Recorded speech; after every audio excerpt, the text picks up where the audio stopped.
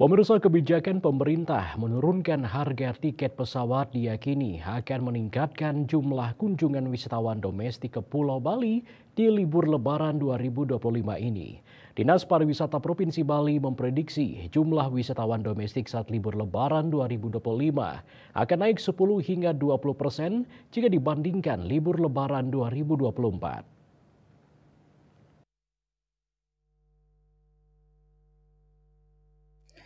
Kadispar Bali Cok Bagus Pemayun mengaku lega dengan kebijakan pemerintah yang menurunkan harga tiket pesawat. Pihaknya berharap dan memprediksi wisatawan domestik lebih banyak datang ke Bali, yaitu sampai 20% lebih banyak dibandingkan libur lebaran tahun lalu. Diungkapkan bahwa libur lebaran tahun 2024 tercatat dalam periode 10 hari dari tanggal 3 April hingga 13 April 2024, kedatangan total wisatawan mencapai 371.503 orang yang terdiri dari 171.626 orang Wisdom dan 199.427 orang wisatawan internasional. Pemayun menyebutkan peningkatan kunjungan Wisdom terjadi H-7 sebelum Lebaran.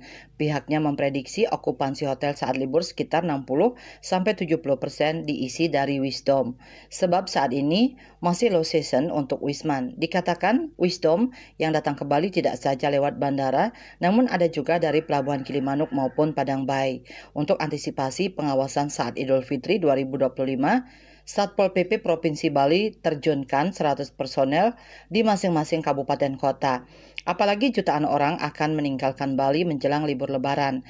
Masing-masing Satpol PP Kabupaten Kota menugaskan anggotanya 100 orang dengan 3 shift untuk patroli dan tugas mengisi posko-posko bersama Polri, TNI, Dishub, Dinkes, BPBD yang tersebar di tempat-tempat strategis yang ada, sebagaimana diungkapkan Kepala Satpol PP Bali, Idewo Nyoman Rai Darmadi.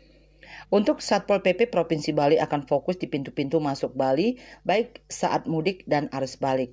Selanjutnya, saat arus balik 10 hari setelahnya, Satpol PP Kabupaten Kota melaksanakan operasi pendataan penduduk pendatang bersama dengan kecamatan, desa, Babinsa, dan Babin Kamtibmas. Hal ini dilakukan untuk memastikan kejelasan pendatang dan penanggung jawabnya dalam rangka antisipasi.